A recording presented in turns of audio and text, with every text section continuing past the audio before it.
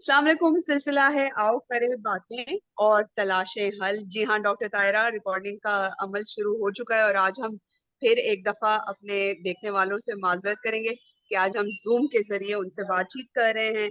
सिलसिला वही है जिसमें आप हमसे करते हैं सवाल और जवाब देती हैं डॉक्टर ताहिरा काजमी। डॉक्टर ताहिरा काजमी, आज तो आप पे पेनाल्टी पड़ेगी। एक तो आप न्यूयॉर्क चली गई हैं, आपने बताया भी नहीं है, और उसके बाद हम जो है मिस तस्नीम अहमद को कनेक्ट करने की कोशिश कर रहे हैं जूम पे, जिसकी वजह से ये इतना डिले आया है। तो आप दोनों जो है ना, दोनों बस क्या पेनल्टी के लिए करें। तैयार हैं। और आपको पता नहीं है कि मिस तस्नीम अहमद जो है वो खासी से ज्यादा टेक चैलेंज्ड हैं। उन्हें चीजों को समझना हो तो शुक्र करें सामने मेरे लैपटॉप था, वरना डेस्कटॉप तो मेरा मुझे पागल कर देता वो अपडेट मांग मांग के। तो मैंने फिर सोचा कि चलो मैं अच्छा, तो फौरन से लैपटॉप। पहले तस्नीम साहिबा, आज क्या सवाल है डॉक्टर तायरा के लिए? सवाल सवाल तो नहीं है। 2-3 दिन से मैं कुछ ट्वीट्स पढ़ी थी, जोफिन इब्राहिम की भी मैंने पढ़ी। फिर मैं थोड़ा सा रिसर्च भी कर रही थी इसी पॉपुलेशन एक्सप्लोजन के ऊपर, और जो पाकिस्तान की कैफियत है, जो सिचुएशन है पाकिस्तान की, जिस तबाही के दहाने पे पाकिस्तान पहुंचा हुआ है। पांचवा मुल्क है आबादी के लिहाज से, जो जो बड़ा है मुल्क पाकिस्तान, वो पाकिस्तान है। वसाइल कम है, और खवातीन जो है उनकी औसतन जो एक शराबंती वो तकरीबन 3.5 बच्चे फी औरत के हिसाब से बनती है। और जाहिर है कि मोर्टालिटी रेट भी इतनी ही ज्यादा है। तो बात मुझे इस पे ही कर रही थी कि जो कॉन्ट्रसेप्शन का पूरा एक इशू है हमारे मुल्क में, अम, ये हमने शुरू से देखा है। और बचपन में भी मुझे याद है कि स्कूल के बाहर जो चाट वाले वगैरह आते थे तो हमें कहा जाता कि ना ना ना इससे नहीं खाना, ये ना इनके चाट में जो है वो फैमिली प्लानिंग की दवा मिली हुई होती है। आप सोचें कि मैं ये मिड 60s की बात बता रही हूँ आपको। तो ये उस जमाने से ही कुछ कॉन्ट्रसेप्शन और फैमिली प्लानिंग के खिलाफ एक आप समझ लें कि मुहिम है, महाज है, एक सोच है, जो भी कुछ है। जिसकी वजह से, क्योंकि मर्दों को तो बच्चे पैदा करना नहीं है, पैदा तो औरतों ने करने हैं, और तकालीफ से भी उन्होंने ही गुजरना है। मर्द तो बहुत खुश होते हैं। मैं भी जब रिसर्च करी तो मैं उसी उन साहब का ही पढ़ी थी जिनके कोई 60 बच्चे हो गए, और वो 61 बच्चा भी पैदा करने को बिल्कुल तैयार है, चौथी शादी करने को भी तैयार है। तो हमारे यहाँ हाल तो कोई है नहीं। तो मैं इसी पे डॉक्टर कायरा से ही बात करना चाह रही थी कि कॉन्ट्रसेप्शन के जो मेथड्स हैं हमारे यहाँ, दो ही हम ज्यादातर देखते हैं। जो खवातीन के लिए इस्तेमाल किए जाते हैं, या फिर कॉन्डोम। कॉन्डोम की भी हम बात बहुत कम करते हैं, उसके इश्तेहार आप टीवी पे नहीं देख सकते। आजकल थोड़े बहुत फैमिली प्लानिंग के हवाले से कैंपेन चल रही है, वो भी जरा दबे अल्फाज में बहुत ही शुगर कोटेड किस्म की वो आती है। जबकि हमें बहुत एग्रेसिव एक कैंपेन चाहिए, ताकि ये जो आबादी का जो फैलाव है इसको हम अपने इसको कंट्रोल में ला सकें। मेल कॉन्ट्रसेप्शन की बात बिल्कुल नहीं होती, मतलब कॉन्डोम और जो दूसरा तरीका, उसका नाम मैं भूल जाती हूँ हमेशा, बड़ा टेक्निकल सा नाम है डॉक्टर साहब। विजेक्टमी। हाँ, विजेक्टमी। या विसेक्टमी, एग्जैक्टली। और विसेक्टमी मतलब रिवर्सिबल है वो। It's ये लोग, reversible. It's a हाँ। very, very small procedure and it's reversible. तो मैं ये और चाह रही थी कि आप थोड़ी सी रोशनी डालें कि पाकिस्तान के हवाले से हम किस तरह की एक तो कैंपेन चला सकते हैं। खवातीन को तो बिल्कुल आई एम श्योर उनको पता भी है, और वो चाहती भी हैं कि बच्चे कम हो, मगर हम ये बात अवामुन नास तक कैसे पहुंचा जिसमें मर्द ज्यादा तादाद में है। अच्छा तस्नीम, मैं ना फॉर्चुनेटली पिछले दिनों यहाँ मस्कत में एक एनकाउंटर हुआ मेरे एक कपल से, जो यूएनओ या यूनेस्को, यूएनओ की पॉपुलेशन ब्रांच से थे। और तारुफ के बाद पता चला कि वो 14 साल इस्लामाबाद में पोस्टेड रहे हैं हम्म। फॉर दिस मुहिम पॉपुलेशन। तो चूंकि मेरा ये टॉपिक तो दिल से बहुत करीब है, तो मैंने फौरन उन्हें उनका इंटरव्यू लेना शुरू कर दिया और कहा कि भाई आप लोगों ने तो पाकिस्तान में कुछ किया नहीं। तो वो बड़ा हम्म। हंसे और वो कहने लगे कि तुम्हें पता है कि अच्छा, दोनों वाइट थे। और उन्होंने, मतलब मैं इसलिए कह रही हूँ कि ये वाला बायस नहीं होगा कि कोई लोकल बंदा बैठा हो, उन्होंने कहा तुम्हें पता है तुम्हारे यहाँ पॉपुलेशन कंट्रोल में सबसे बड़ी रुकावट क्या है? तो मैं समझी कि शायद अभी वो रिलीजन को कहेंगे या किसी और चीज को, तो उन्होंने कहा नहीं, लोग तैयार हैं ये करने के लिए, लेकिन जो अवेलेबिलिटी ऑफ द कॉन्ट्रासेप्टिव चीजें हैं तुम्हारे यहाँ जो महकमे उसे कंट्रोल करते हैं, दे आर नॉट इंटरेस्टेड कि ये अच्छा। इसमें तो और सप्लाई और डिमांड का मसला हो गया ना ये तो। सप्लाई एंड डिमांड तो ये है कि डिमांड है लेकिन सप्लाई करने वाले नहीं। अपने अपने दफ्तरों में।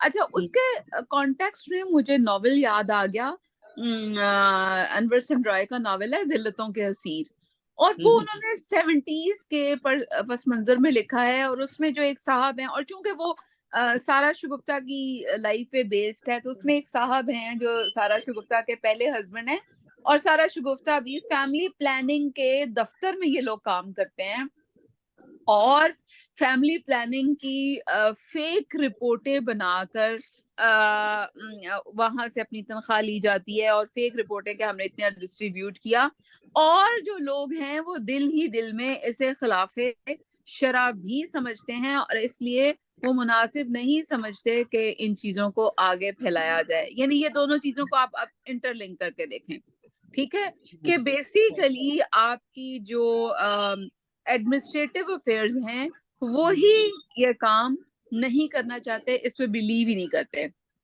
ये तो दो चीजें जो रिसेंटली मेरे सामने आई। रिलीजन के हवाले से बहुत लोग कंफ्यूज हैं कि रिलीजन कहता है कि जी मैं ज्यादा बच्चे पैदा करने वाली औरत जो है वो अच्छी समझी जाएगी, या फिर ये है कि रिज्क का वादा जो है वो अल्लाह का है, लेकिन उन्हें ये समझ नहीं आती कि रिज्क में सिर्फ रोटी शामिल नहीं है, रिज्क में स्कूलिंग, रिज्क में कॉलेज, रिज्क में बाकी सब चीजें भी शामिल हैं, और अस्पताल और सारा कुछ, और आबादी जिस तेजी से बढ़ रही है, इसमें कोई अच्छी से अच्छी गवर्नमेंट भी होती तो वो आपको 100% health and education free provide नहीं कर सकती। ठीक है, इस रफ्तार से हम अस्पताल और कॉलेजेस बना ही नहीं सकते जिस रफ्तार से आपकी पॉपुलेशन बढ़ रही है। अच्छा, चूंकि मुझे बहुत सी खवातीन जो हैं वो मैसेज करती हैं और अपने मसाइल का हल, तो अभी कल मुझे एक बच्ची है जो काम करती है, जो है रहती है सादिकाबाद में, और उसकी कजन के 3 बच्चे हैं, चौथी दफा फिर प्रेग्नेंट हुई क्योंकि हस्बैंड जो है वो कॉन्ट्रासेप्शन कुछ नहीं कर रहा और करने भी नहीं दे रहा, और फिर वो ब्लीडिंग शुरू हुई तो ए नेगेटिव ब्लड है, और अब उसका हीमोग्लोबिन था 6.5 and she was still bleeding. तो मैंने उसे कहा कि अब अगर तुमने इसे अस्पताल ना पहुंचाया और इसकी डीएनसी ना हुई तो ये मर जाएगी। 6.5 से अगर हीमोग्लोबिन नीचे चली जाए तो औरतें जो हैं वो उसमें और थोड़ी सी वो बहुत कम सर्वाइवल रह जाता है। तो खैर भी मेरे कहने से उस बच्ची ने उसे अस्पताल पहुंचाया, और ए नेगेटिव ब्लड था। आप सोचें ब्लड का रेंज कैसे होगा, ब्लड अरेंज करवा के लगाया, उसकी डीएनसी करवाई, और हस्बैंड साहब अभी भी उस एंड पे खड़े थे कि जहां उन्हें ये चीजें नजर नहीं आ रही थी। तो कॉन्ट्रासेप्शन में इंफॉर्मेशन से ज्यादा बड़ा बैरियर ये सारे सोशल एस्पेक्ट्स हैं जो कि ये हैं। बाकी इंफॉर्मेशन ये है कि इंफॉर्मेशन की भी बहुत कमी है। अच्छा, बेतहाशा कॉन्ट्रासेप्टिव मेजर्स हैं। मर्दों के लिए तो विजेक्टमी और कॉन्डम्स ही हैं, लेकिन औरतों के लिए इस सिलसिले में बेइंतहा एडवांसमेंट हो चुकी है। सबसे पहले हम आएंगे आईयूडीज की तरफ, जिन्हें कहते हैं इंट्रायूट्राइन कॉन्ट्रासेप्टिव डिवाइसेस, जो कि अंदर रखी जाती हैं, और लेमन लैंग्वेज में औरतें उन्हें छल्ला कहती हैं। अच्छा, अब इनके मुतालिक बहुत ज्यादा मिसकंसेप्शंस हैं कि जी ये कर देता है, वो कर देता है, हालांकि ये बहुत आइडियल है हमारे जैसे मुल्कों के लिए। और इसमें 2 तरह की चीजें हैं। कॉपर्टी है, कॉपर्टी 5 साल के लिए इस्तेमाल होती है, और ये इंटरनेशनली गरीब मुल्कों को फ्री मुहैया की जाती है, यानी ये WHO का प्रोग्राम है। दूसरी जो एक चीज है, जो एक बहुत जबरदस्त चीज है, वो उसकी कीमत शायद थोड़ी सी ज्यादा है, शायद पाकिस्तान में मेरा ख्याल है 10,000 या कुछ इस तरह होगी। उसे मायरीना कहते हैं। लेकिन मायरीना की खूबी दो है। मायरीना की खूबियां, एक तो ये कि ये कॉन्ट्रासेप्शन करती है, और दूसरी ये कि ये ब्लड लॉस, जो कि माहवारी का खून का जो निकलना है, उसको ये कम से कम कर देती है। तो कम से कम कर देने में फायदा ये होता है कि औरतें जो अनीमिया का यानी खून की कमी का शिकार हैं बहुत बुरी तरह से, वो क्योंकि खुराक तो उस तरह की है नहीं, रिप्लेसमेंट भी नहीं है, लेकिन माहवारी तो चलती जाएगी। अब माहवारी और प्रेगनेंसीज भी चलती जाएंगी, तो खून का जो नुकसान है वो तो हर महीने हो रहा है, लेकिन वो खून इतना बन नहीं रहा। तो आप सोचें कि हमारी औरतें क्यों इतनी खून की कमी का शिकार हैं, क्योंकि कोई उनको इस एस्पेक्ट से देख ही नहीं रहा कि ये हर महीने खून जाया होता है, लेकिन उनकी डाइट या उनकी जो वो बाकी चीजें हैं वो तो उस हिसाब से है ही नहीं। तो मायरीना का कमाल ये है कि मायरीना जो खून का अखराज है माहवारी में वो कम से कम करे। और फिर एक और मिसकंसेप्शन ये है कि जी ये गंदा खून होता है और इसे बहुत खुल कर निकलना चाहिए। ये भी एक मिसकंसेप्शन है। ये हरगिज गंदा खून नहीं होता और इसे खुल के निकलने की कोई जरूरत नहीं होती। अगर एवरेज आपको एक छोटे जूस के डब्बे का तीसरा हिस्सा भी निकल आए तो वो एवरेज एवरेज है, यानी उससे कम भी हो सकता है, तो ये तब भी ठीक है। अच्छा, इंट्रायूट्राइन कॉन्ट्रासेप्टिव डिवाइसेस के बाद फिर गोलियां आती हैं। अच्छा, हार्मोन्स की गोलियों के मुतालिक भी बहुत मिसकंसेप्शंस हैं कि ये जी आपको पता नहीं क्या क्या करते हैं। यानी लोगों ने पढ़ना और सीखना तो है नहीं, लेकिन जो उसके बारे में गलत इंफॉर्मेशन चल रही है वो सीना बसीना या इधर से उधर ट्रांसफर जरूर होनी है। उसमें एक कंबाइंड ओरल कॉन्ट्रासेप्टिव पिल्स हैं जिन्हें सीओसी कहते हैं, वो भी फ्री अवेलेबल होती हैं। और दूध पिलाने वाली माओ के लिए एक और तरह की गोलियां अवेलेबल होती हैं जिन्हें पीओपी कहते हैं, प्रोजेस्टेरॉन ओनली पिल।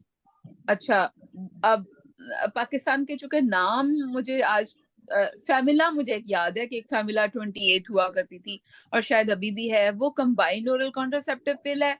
उसके अलावा एक यास्मिन है, और बाकी नाम मुझे आइडिया नहीं है क्योंकि हर कंपनी जो है वो अपना लोकली नाम जो है वो चेंज कर देती है।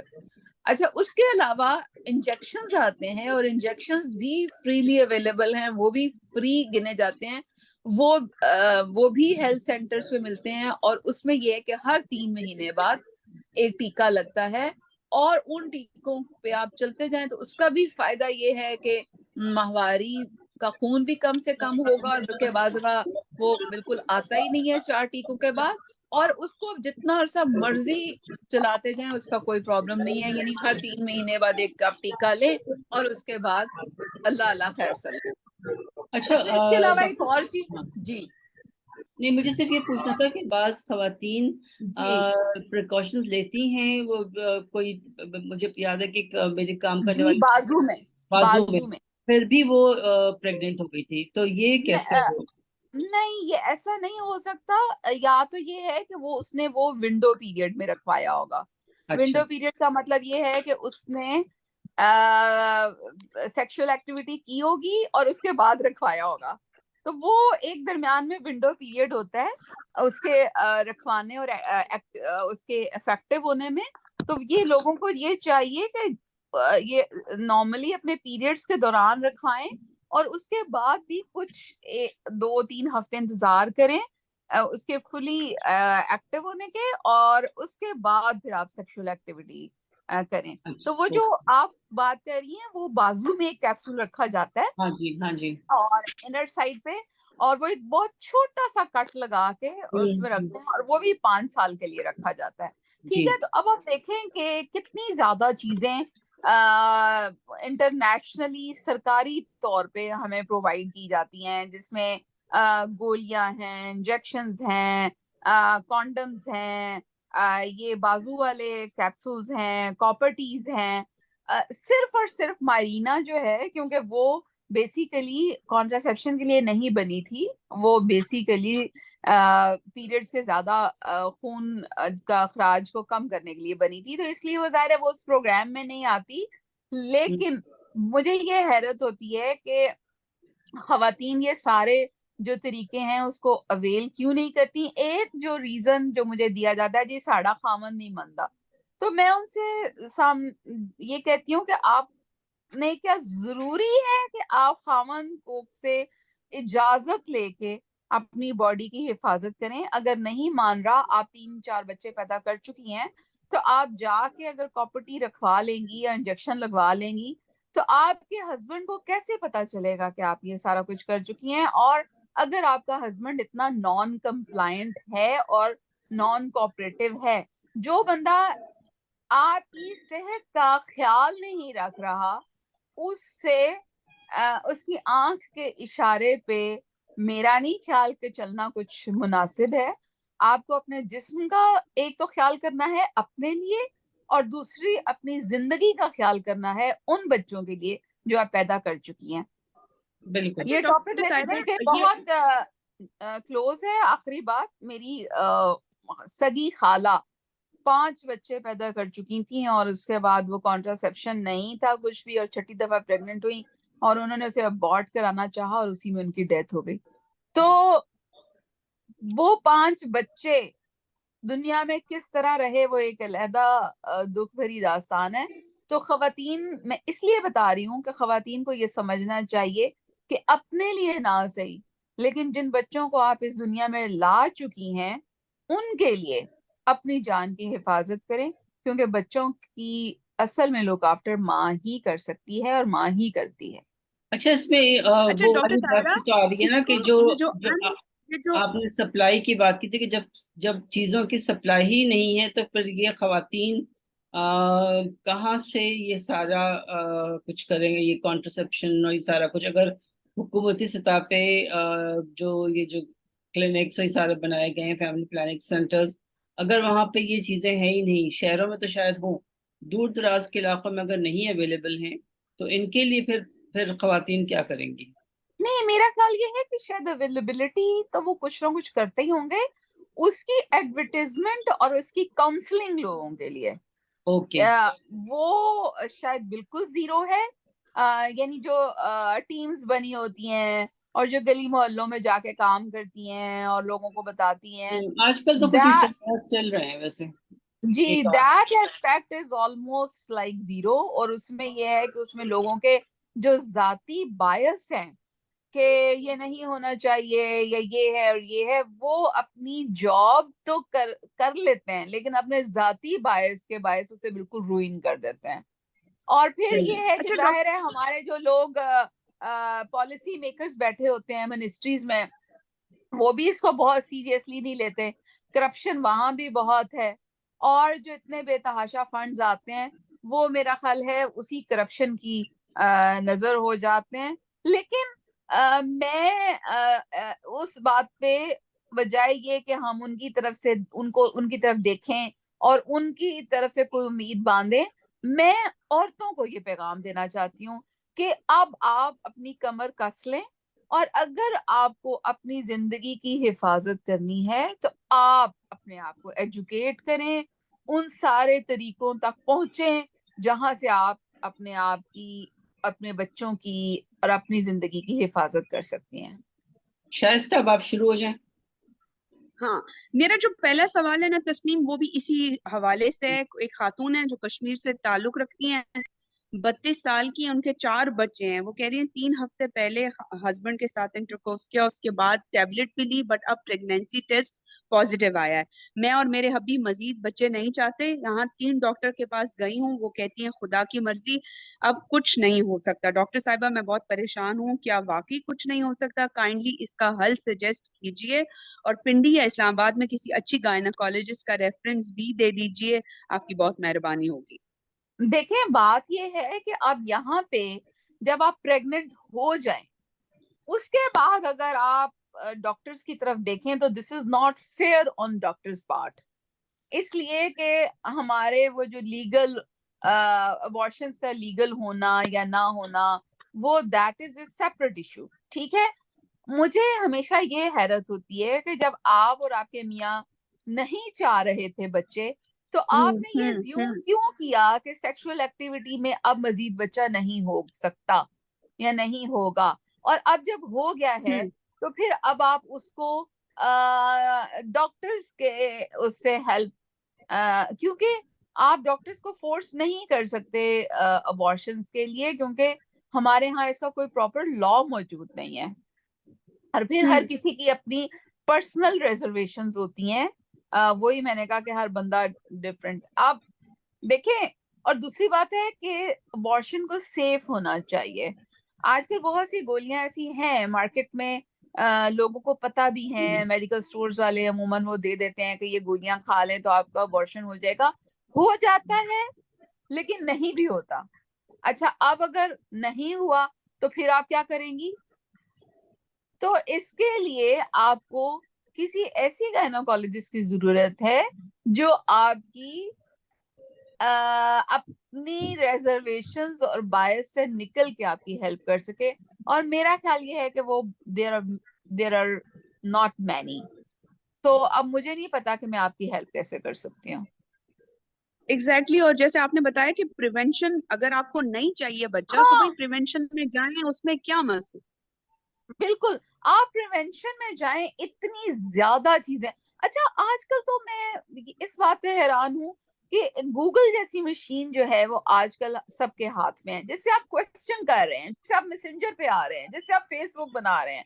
आप गूगल पे जाके क्यों नहीं कहते कभी मुझे कॉन्ट्रासेप्शन करनी है, मैं क्या करूं?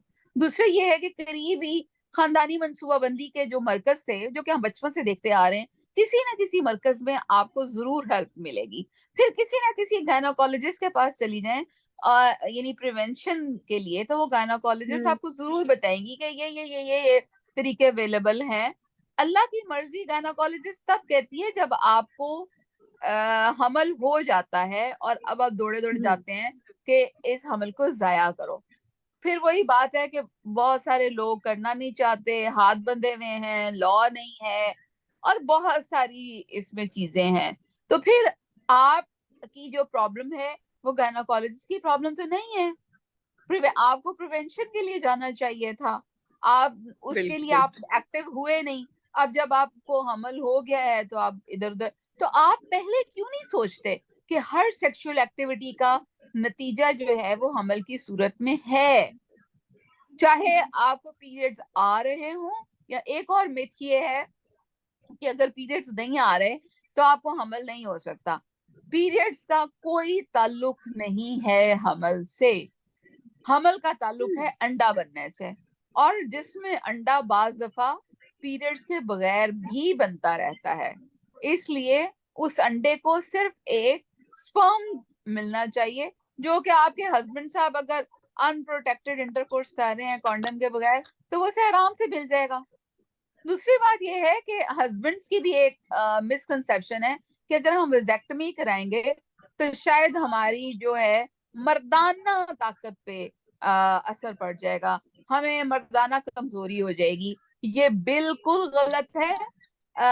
विजेक्टमी में सिर्फ और सिर्फ स्पर्म्स का रास्ता बंद किया जाता है, और स्पर्म्स का कोई ताल्लुक नहीं है मर्दाना ताकत से। मर्दाना ताकत is a totally different thing, operated at a different level, it has a different mechanism।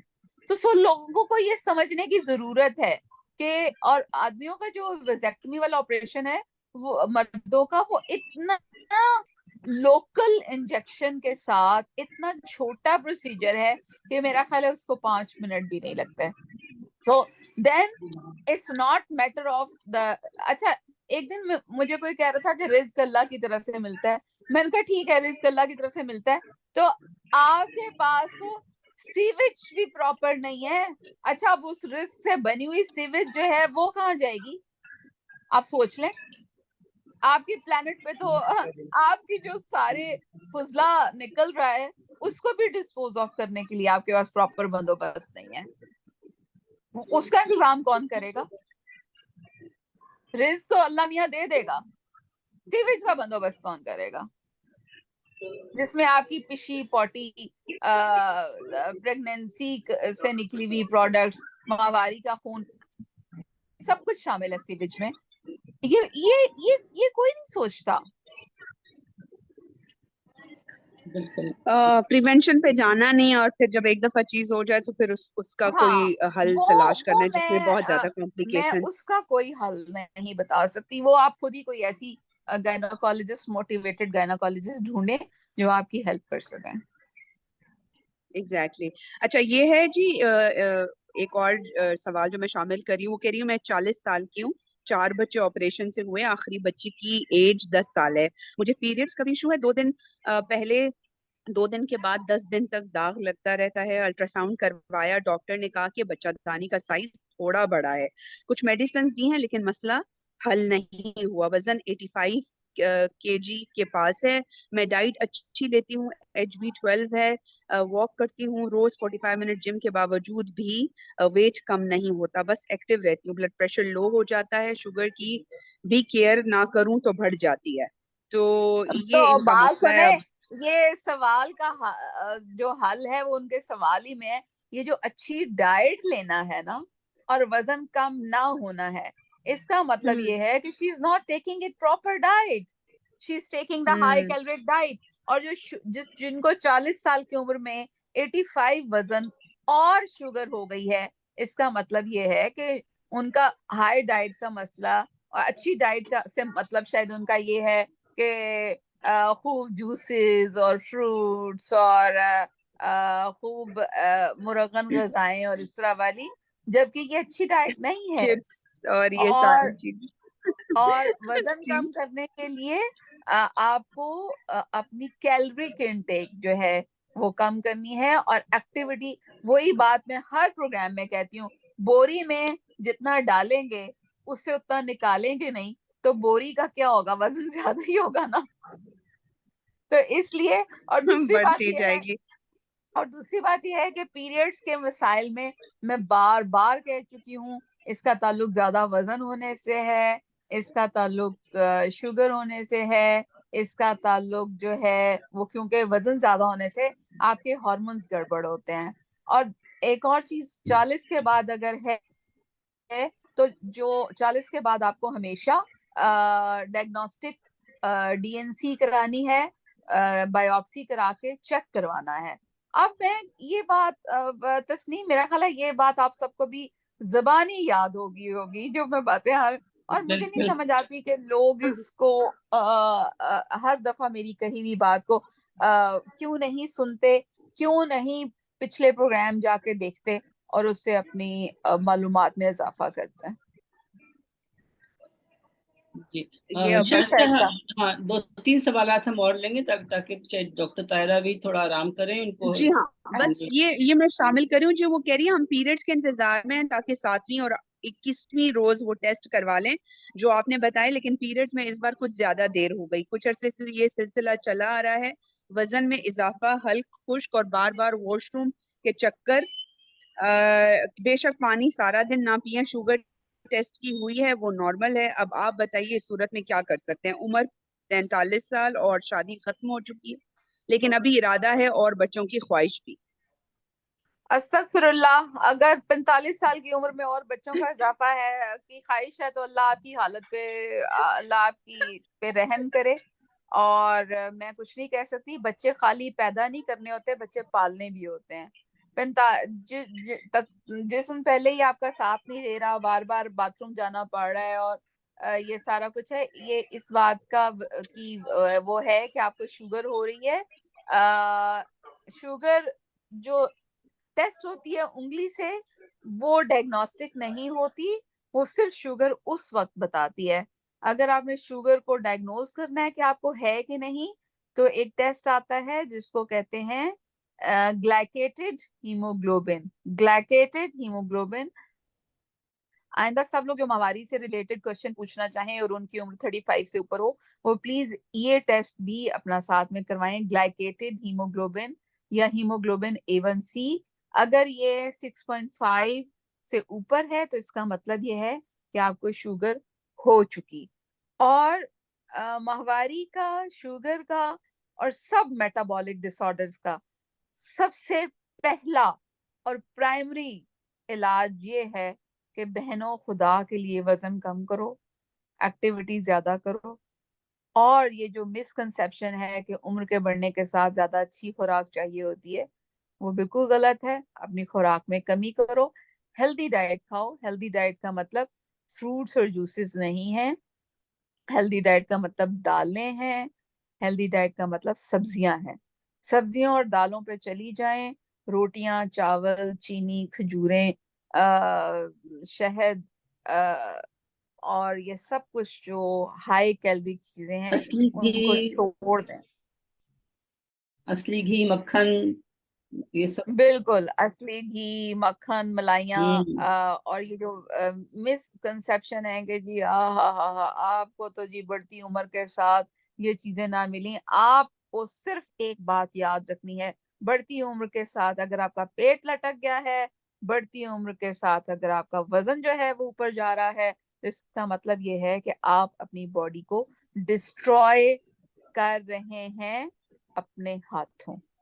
जिस्म की और बकौल हिफाजत डॉक्टर करें। तायरा, जिस्म की हिफाजत करें, ये आपकी गाड़ी है जिस गाड़ी में आपने मरने तक सफर करना है। जिस तरह आप गाड़ी का तेल, पानी, टायर चेंज कराते हैं और उसकी पॉलिश वॉलिश तरह उड़ने लगे तो उसको आप रंग शंग और उसको, तो आप बता दें, आप सोच लें कि अगर आप ऑल्टो पे वजन डाल दें कितना ट्रक वाला, तो वो ऑल्टो चलेगी क्या?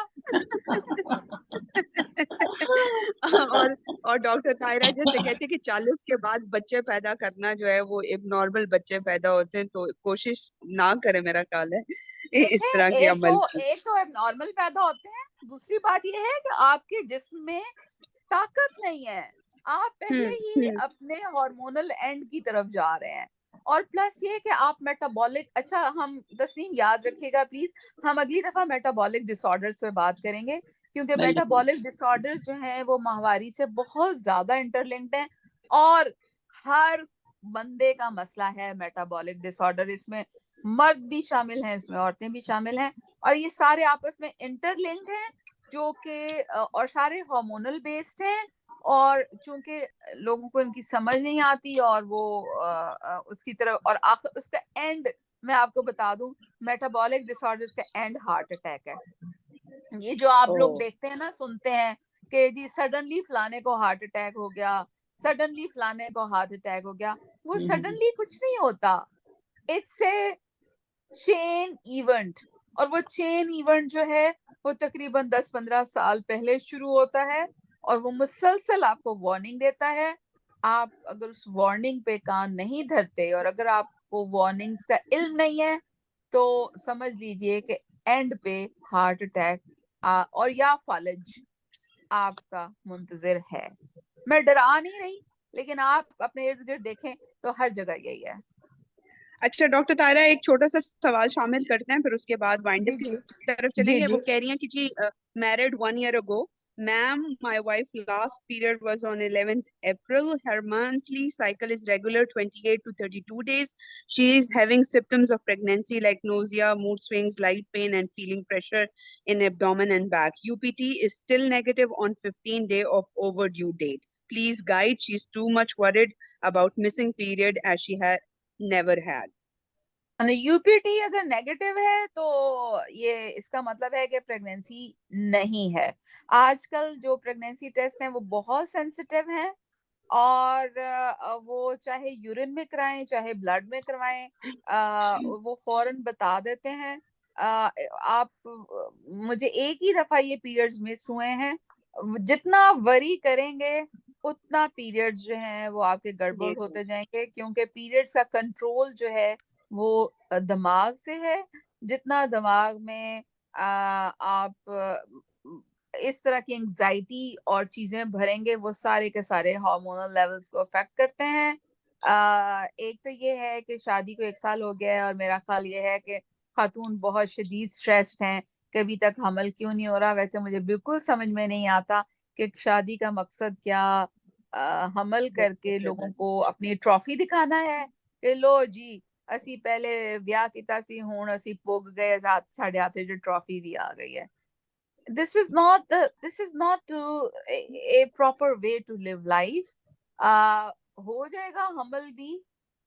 और वही बात है कि इर्द गिर्द के लोग जी, जवाब आता है कि लोगों ने जिंदगी जो है वो मुश्किल बनाई हुई है। तो लोगों के लिए मेरे पास आपके लिए एक ही जवाब है, it's none of your business.